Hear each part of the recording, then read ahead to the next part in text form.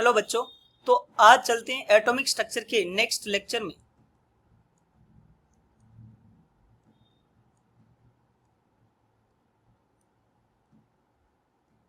Atomic structure and lecture number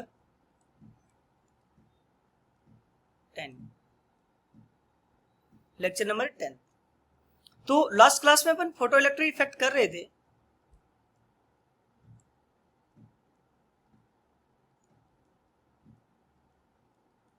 तो finally photo electric effect क्या है? किसी मेटल पे जब सनलाइट गिरती है,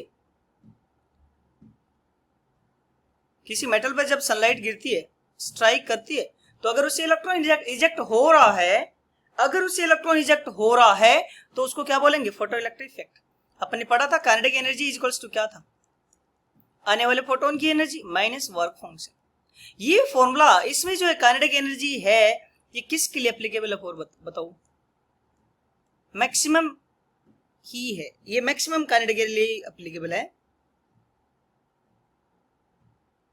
तो जरूरी नहीं सबकी काइनेटिक एनर्जी इतनी हो। कुछ इलेक्ट्रॉन की काइनेटिक एनर्जी कहां से कहां भी हो सकती है। काइनेटिक एनर्जी कुछ इलेक्ट्रॉन्स की काइनेटिक एनर्जी कहां से कहां हो सकती है? जीरो से काइनेटिक एनर्जी मैक्सिमम तक, इस वैल्यू के बीच में ये वैल्यू हो सकती है।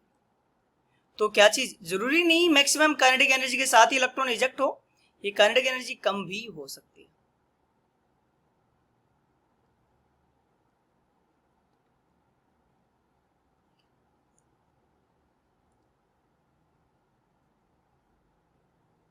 अब अगला टॉपिक करते हैं फोटो इलेक्ट्रिक इफेक्ट का ही, इंटेंसिटी।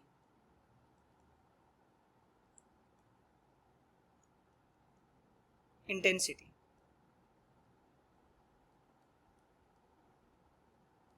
आई, इंटेंसिटी का फॉर्मूला क्या हो जाएगा? It is number of photon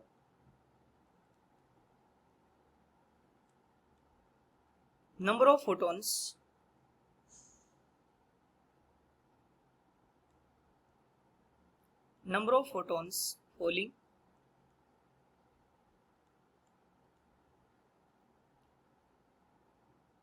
per unit area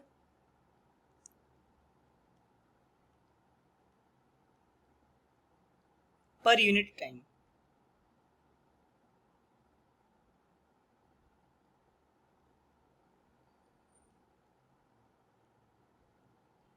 per unit area per unit time, ठीक है, ये इंटेंसिटी हो जाएगी। अब क्या करते हैं कि इंटेंसिटी मतलब कितने फोटोन, जितने फोटोन गिरेंगे उतने नंबर ऑफ इलेक्ट्रॉन आएंगे। क्या चीज? नंबर ऑफ इलेक्ट्रॉन इजेक्टेड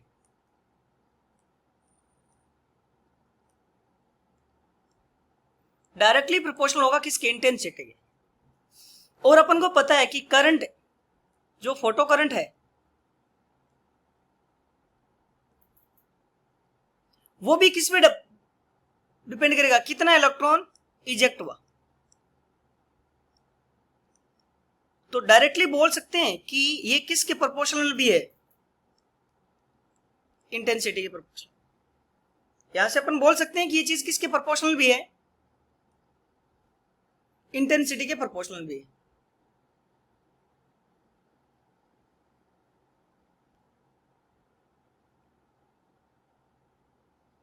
ठीक है, तो फोटो करंट किस पे डिपेंड कर जाएगा? इंटेंसिटी और फोटो करंट पे अगर अपन ग्राफ बनाना चाहेंगे इसे,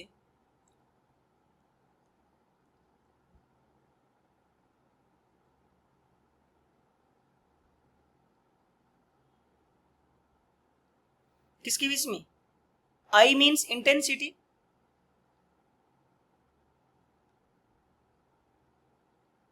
और फोटो करंट, वाई एक्सिस पे क्या है? Photo current. ये दोनों डायरेक्टली क्या होगा? प्रोपोर्शनल होगा। ठीक है, पहला की पॉइंट, वेरी इंपॉर्टेंट चीज है, ये बहुत ज्यादा इंपॉर्टेंट है, थोड़ा ध्यान देके ही देखना इसको।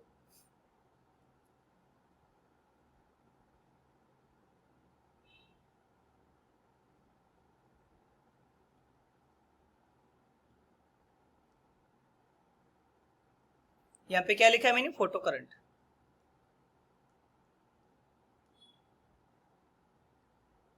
क्या लिखा है बोलो? Photo current.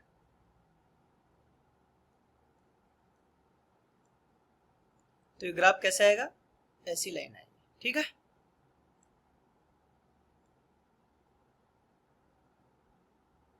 Just a second, मैं इस चीज को इरेज कर दूं।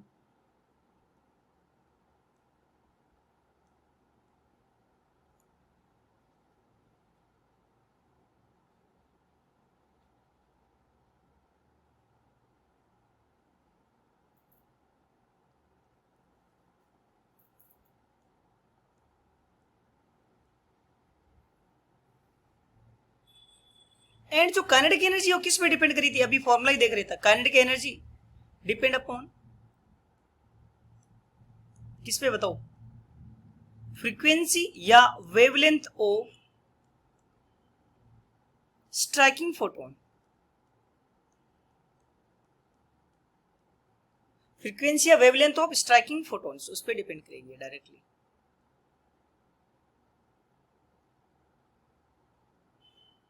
स्ट्राइकिंग फोटोन या radiation, striking radiation,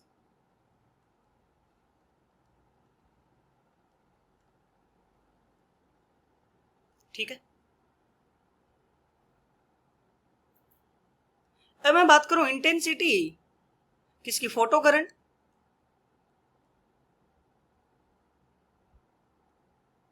photo current की बात करूं मैं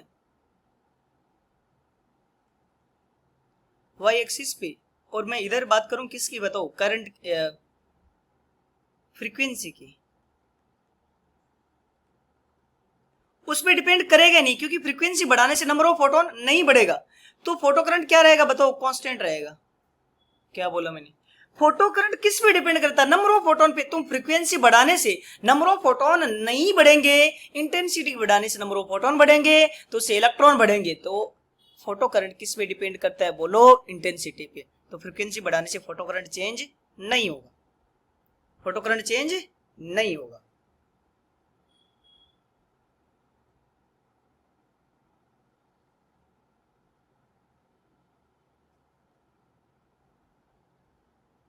ठीक है। बाकी काइनेटिक एनर्जी और फ्रीक्वेंसी का ग्राफ मैंने पहले बना ही दिया था, एक बार लास्ट लेक्चर और देखना। वैसे इस साइड काइनेटिक एनर्जी था और इधर था फ्रीक्वेंसी, इस साइड फ्रीक्वेंसी था। फ्रीक्वेंसी जब तक न्यू नॉट ना हो जाए तब तक तो कोई इलेक्ट्रॉन रिजेक्ट ही नहीं होगा, उसके बाद में क्या होगा, डायरेक्ट ऐसे रिलेशन आएगा, ठीक है।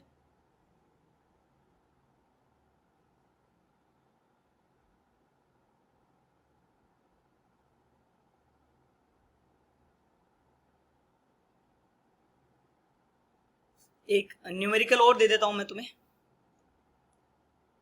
न्यूमेरिकल और दे देता हूं एक, maximum kinetic energy of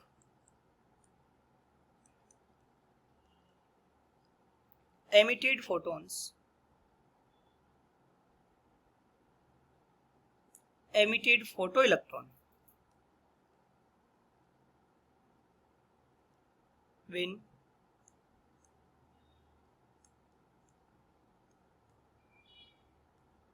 photons of wavelength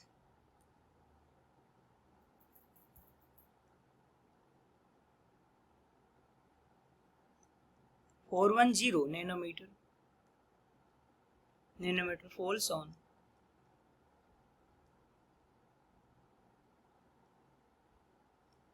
a metal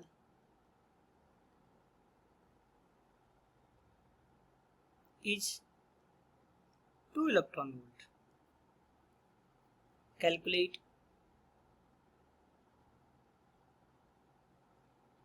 work function,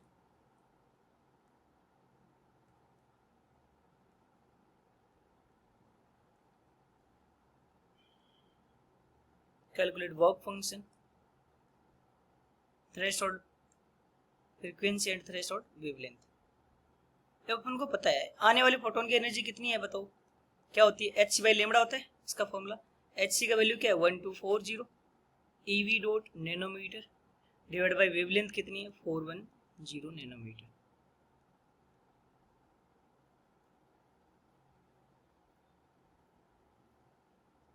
तो लगभग कितनी एनर्जी आ जाएगी बताओ, अप्रोक्सीमेटली 3 इलेक्ट्रॉन वोल्ट। फोटोन की एनर्जी कितनी आ गई 3 इलेक्ट्रॉन वोल्ट।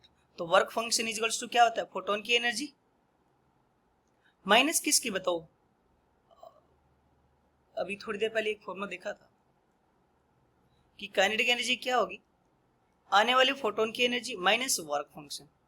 तो काइनेटिक एनर्जी क्या दे रही है 2 इलेक्ट्रॉन वोल्ट, ये कितनी दे रही है 3 इलेक्ट्रॉन माइनस वर्क फंक्शन। तो यहाँ से वर्क फंक्शन क्या आ जाएगा 3 electron volt minus 2 electron volt, कितना आएगा बोलो ये 1 इलेक्ट्रॉन वोल्ट। कितना आ जाएगा 1 इलेक्ट्रॉन वोल्ट। इस क्वेश्चन में और क्या करना है अपन को,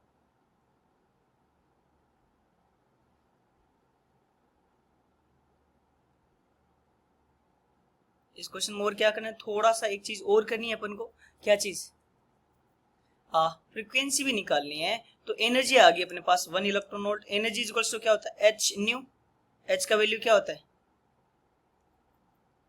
या पहले वेवलेंथ निकाल देते हैं। एनर्जी इक्वल्स टू क्या होता है h c by lambda, h c का वैल्यू क्या होता है, यही होता है डिवाइड बाई लेमड़ा नोट। तो यहाँ से लेमड़ा नोट कितना आ गया, ईवी से ईवी खत्म, वी 1240 नैनोमीटर आ गया, है ना। अब अपन को पता है फ्रीक्वेंसी भी वेवलेंथ से निकलेगा, क्या होता है सी बाई लेमड़ा नोट। सी का वैल्यू क्या है 3 इंटू 10 टू द पावर 8, और लेमड़ा की वेव नोट कितना है 1240 into 10 to the power minus 9 metre. Nanometre का मतलब यही होता है, ठीक है। तो ये लगभग कितना आ जाएगा, approximately 3/1.2 into 10 to the power 14 hertz या सेकेंड इनवर्स, ठीक है। तो ये हो गया अपना photo electric effect.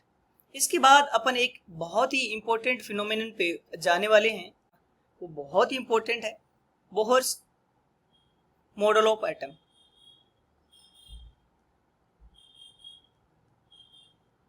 Bohr's model of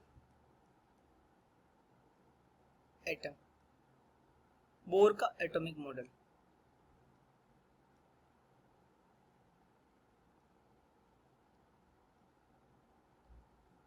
bore का atomic model,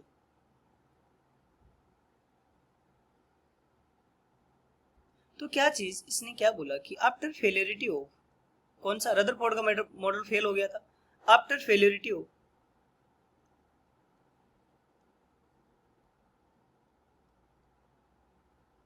of Rutherford model,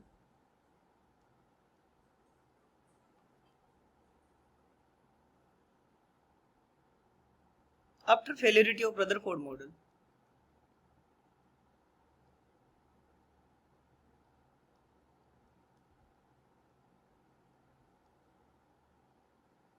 Rutherford model of atom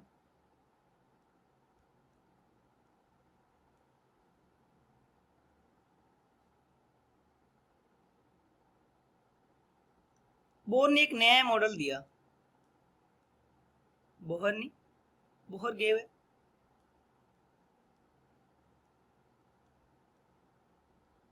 new model known as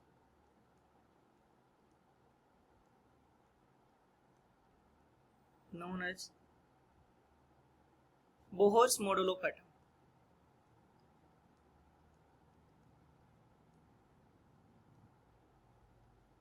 Bohr's model of atom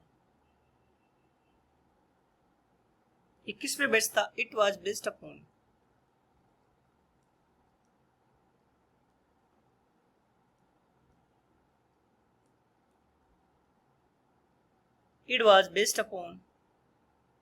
classical law of physics,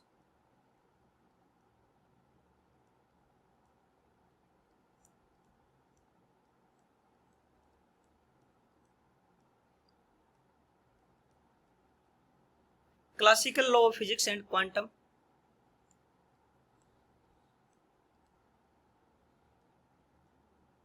mechanics।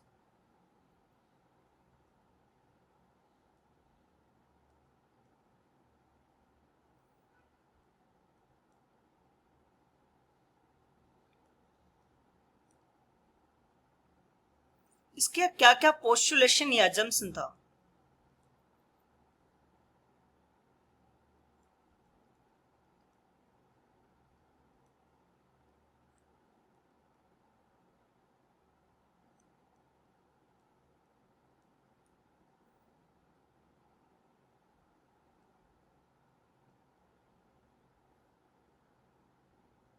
इसने क्या बोला, इसमें पहला बोला कि atom contain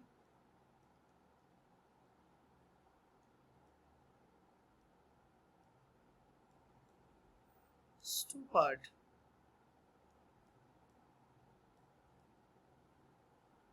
atom contains two part, nuclear part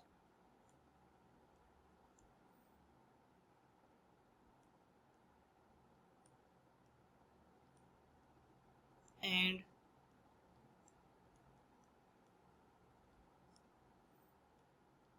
extra nuclear part, nuclear part and extra nuclear part। अब बात करते हैं न्यूक्लियर पार्ट क्या होता है। Nuclear part, nuclear part that is nucleus, that is nucleus,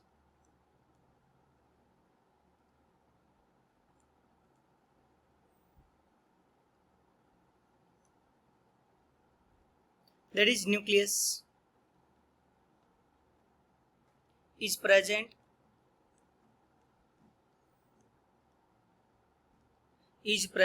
at center and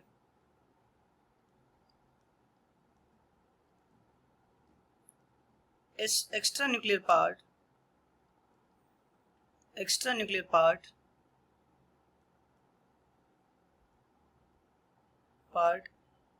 which contain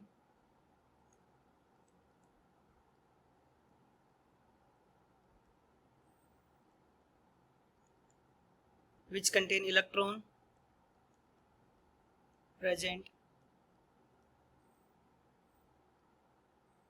present outside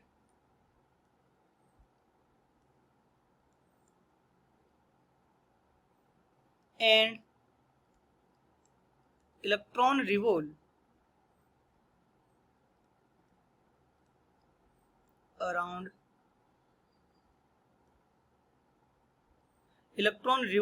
nucleus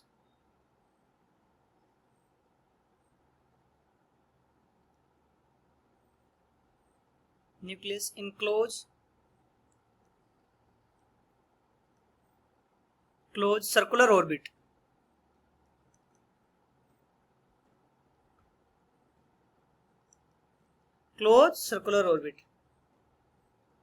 और cell भी बोलते हैं उसको। ठीक है, क्या बोला कि न्यूक्लियस यहां होता है और इलेक्ट्रॉन इस गोल गोल पाथ में घूमता है which is known as orbit. ये ऑर्बिट बहुत सारे होते हैं नंबर में, बहुत सारे ऑर्बिट होते हैं, इनफाइनाइट नंबर ऑफ ऑर्बिट होते हैं। जैसे बात करता हूं मैं, ये सेल होती है, ये पहला सेल है, ये दूसरा है, ये तीसरा है, या फिर उसको तुम छोटे क्लास में बोलते थे के, फिर ये एल हो गया, फिर एम हो गया, इसके आगे वाला एल हो गया, फिर आगे इसके आगे वाला एन हो गया, ऐसे चलता जाएगा, है ना। पहला तो थोड़ा सा लेंदी लिखा है मैंने डेलिबरेटली कि तुम्हें फायदा भी हो जाएगा, 11th पढ़ रहे हो ना, थोड़ा लिखना भी आना चाहिए। सेकंड पोस्टुलेशन, आउट ऑफ क्या चीज, ये क्या था, देर आर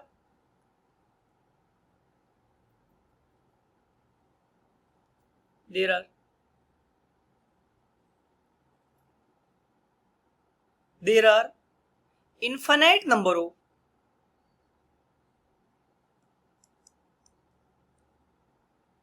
orbit available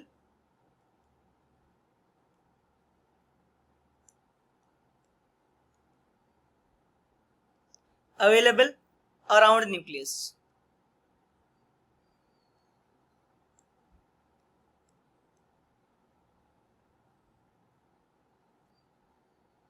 बहुत सारे ऑर्बिट होते हैं, अभी थोड़ा मैंने लिखा था ना, पहला ऑर्बिट, जैसे पहला हो गया, फिर दूसरा हो गया, फिर तीसरा हो गया, ऐसे चौथा आते जाएंगे बहुत सारे सेल। ये पहला हो गया, सेल नंबर ऑर्बिट नंबर 1, ये ऑर्बिट पहला, ये क्या हो गया, ऑर्बिट नंबर 1, फिर ऑर्बिट 2, फिर ऑर्बिट 3, इसके आगे वाला ऑर्बिट 4, इसके आगे वाला ऑर्बिट 5, है ना। इसको क्या बोला था, के सेल, फिर एल, फिर एम, एन, ओ, फिर ये क्या हो गया, पी सेल। इस टाइप से चलते जाएंगे।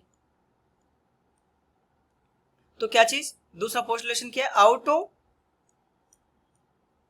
These infinite number of orbit, out of these infinite number of orbit, electron revolve only in those circular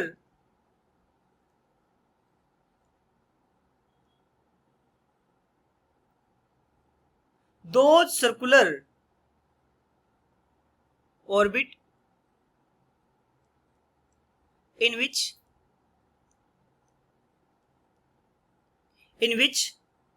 its angular momentum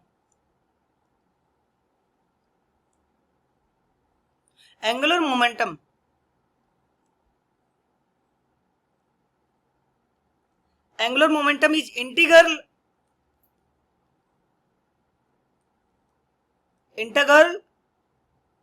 multiple of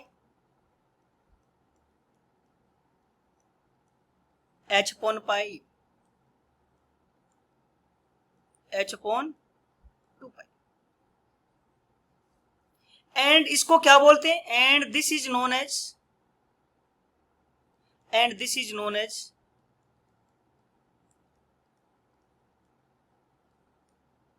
as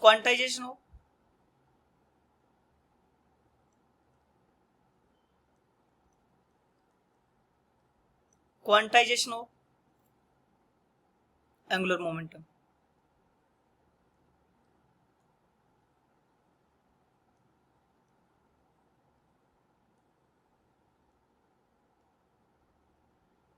तो क्या हो जाएगा, ये एंगुलर मोमेंटम का फॉर्मूला क्या होगा, एम वी आर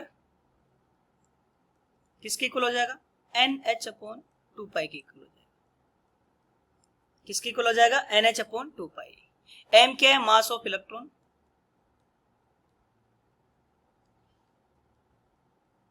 वी क्या है, वेलोसिटी,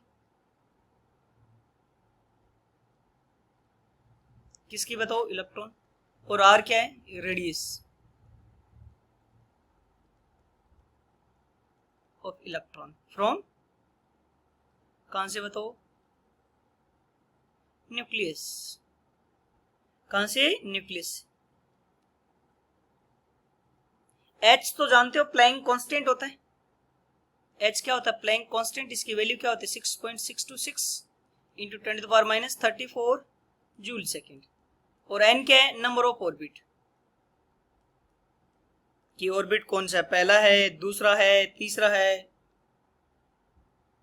चौथा, पांचवा, इस टाइप से भी होता है।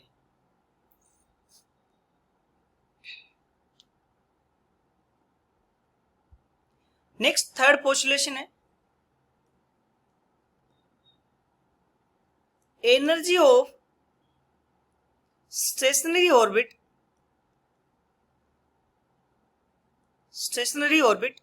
is fixed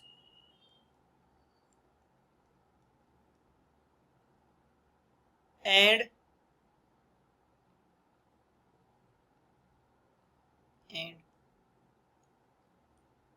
as distance increases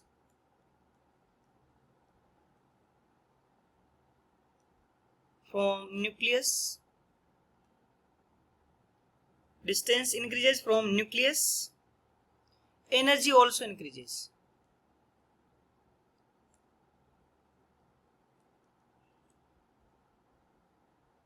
जैसे मान लो कि पहले के सेल की एनर्जी है, वो एनर्जी कम होगी किससे बताओ, वो एनर्जी एल सेल से कम होगी। वो एनर्जी किससे कम होगी बताओ, एम सेल से। फिर वो किससे कम होगी, एन से। वो किससे कम होगी, ओ से, फिर पी से, ऐसे ऐसे बढ़ती जाएगी energy.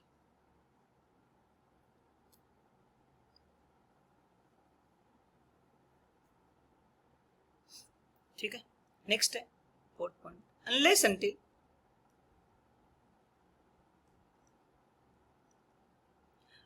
until electron revolve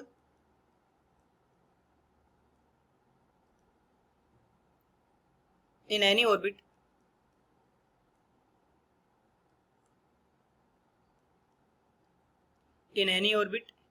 it will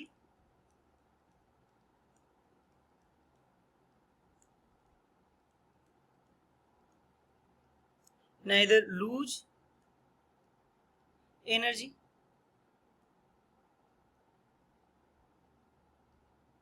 or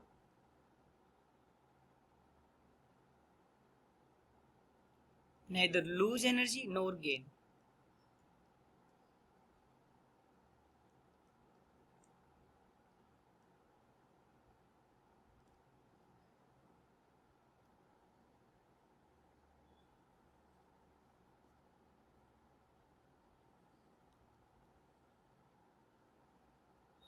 तो नेक्स्ट है electron jump from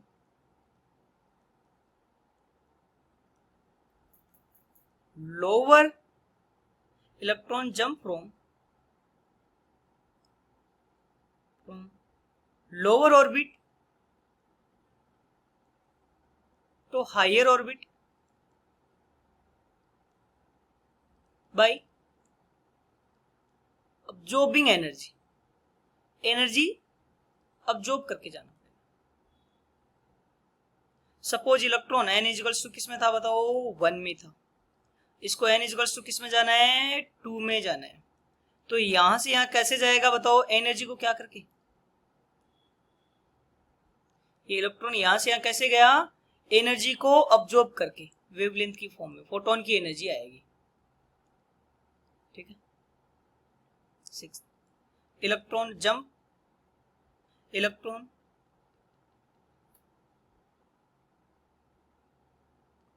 return to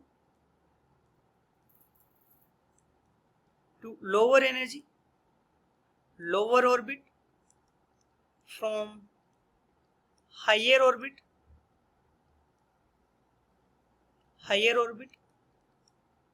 by emitting energy. क्या करके जाता है बताओ, एनर्जी एमिट करके जाता है.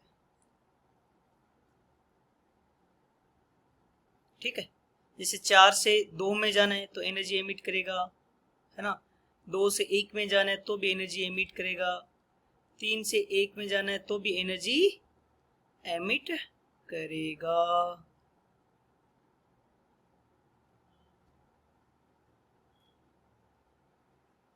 ठीक है. तो अपन ने बहुत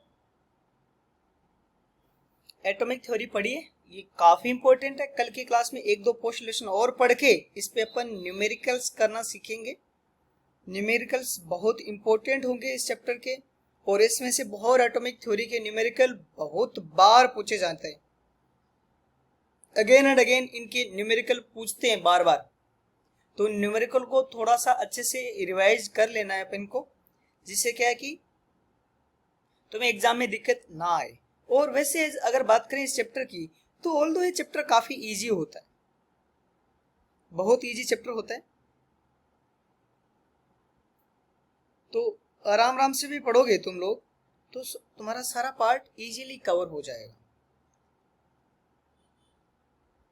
और ELP में उस टेलीग्राम पे अपलोड कर रहा हूं. इवन ये जो YouTube है इसके भी कम्युनिटी पे मैं पोस्ट कर रहा हूं. तो साथ साथ उसको सोल्व करते जाइए. जहां जहां तुम्हें कोई भी इश्यूज लगे immediately raise your voice and मेरे को बताते रहिए. तब तक अच्छे से पढ़ते रहो और पढ़ाई को एंजॉय करो, है ना. ज्यादा एज अ बर्डन पढ़ाई को मत लो. थोड़ा एंजॉय करके पढ़ोगे तो आउटपुट भी तुम्हारा ज्यादा आएगा. पढ़ने में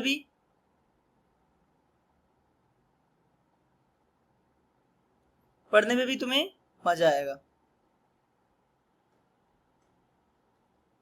तो अब नेक्स्ट क्लास में अपन कंटिन्यू करते हैं. तब तक थैंक यू, बाय.